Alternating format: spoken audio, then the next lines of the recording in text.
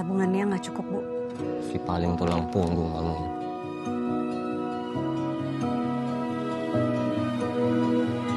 Nggak akan aku biarin kita kehilangan rumah ini. Mas Abi kan udah bilang berkali-kali sama kalian, emang kalian gak dengar. Mas Abi yang diam. Apa? Tampar. Sini tampar dong benalu. Udah. Kamu bikin ibu nangis ya? Ngaca lo, ngaca. Stop, nih. Tolong dokter. Gue gak mau lihat muka lu di sini.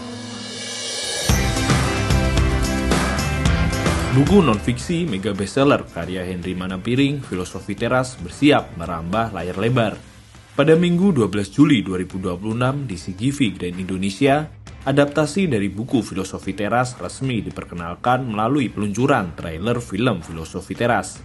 Acara ini sekaligus merayakan cetakan ke-100 buku Filosofi Teras dengan total penjualan melampaui 500.000 eksemplar. Berbeda dengan novel yang memiliki alur cerita tetap, buku Filosofi Teras yang kental dengan filsafat memerlukan proses dramatisasi agar esensi ajarannya dapat ditangkap secara visual. Saya dilibatkan untungnya tetap sebagai penasihat. Jadi saya sangat mengapresiasi MD, walaupun ini sebenarnya proyek mereka, cerita-cerita mereka, tetapi mereka selalu berkonsultasi dengan saya untuk memastikan bahwa, oh ini moral ceritanya nyampe atau enggak, kemudian cara penyampaiannya cukup akurat atau enggak. Lucunya malah sebenarnya saya yang minta mereka itu untuk jangan terlalu berkhotbah banget gitu, karena mudah ya terjebak kalau buku pengembangan diri diangkat jadi film tuh nanti terlalu preachy, terlalu berkhotbah. Justru saya bilang santai aja gitu, jadikan itu lebih alami aja, nggak usah terlalu plek-ketiplek ngambil dari bukunya, yang penting substansinya terjaga. Meski sudah diinisiasi sejak sebelum pandemi COVID-19 dan baru selesai di pertengahan 2026, menurut Henry Manappiring penundaan tersebut justru membawa hikmah tersendiri. Karena saat ini momentum kesadaran masyarakat akan kesehatan mental sedang mencapai puncaknya. Jadi harapan saya, baik membaca maupun menonton film ini bisa melihat bahwa kedua ini makhluk yang berbeda, punya kelebihan dan kekurangannya sendiri gitu ya. Tentunya masing-masing mau menyampaikan hal yang sama. Nah ini tinggal cara yang mana nih yang lebih masuk, yang lebih jelas. Buat beberapa orang buku adalah jalan masuk yang baik untuk mempelajari sebuah filsafat.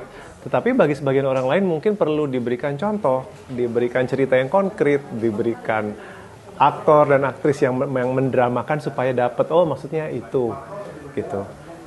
Jadi buat yang sudah baca bukunya, kalau nonton filmnya mungkin merasa lebih tergambarkan gitu. Buat yang nonton filmnya, kalau ingin memperdalam, ya saya undang baca bukunya. Aktris Putri Ayudhya yang berperan dalam film ini juga menyoroti budaya stoikisme kini semakin marak di kalangan masyarakat urban Indonesia. Saat ini, menurutku berubah yang saat ini sama ketika Filosofi Teras lagi marak-maraknya. Jadi, orang Indonesia itu budayanya latahan ya. Ada sesuatu yang naik, langsung heboh banget. Semua orang ngomongin soal stoik. Kesini kayaknya ujian untuk menerapkan pola hidup stoik semakin banyak.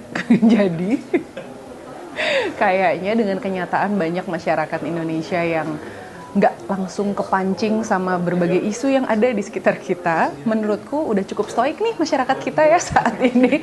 Menurut aku sebenarnya di Indonesia harus diakui dengan segala macam permasalahan kita, cukup banyak yang stoik loh sebenarnya.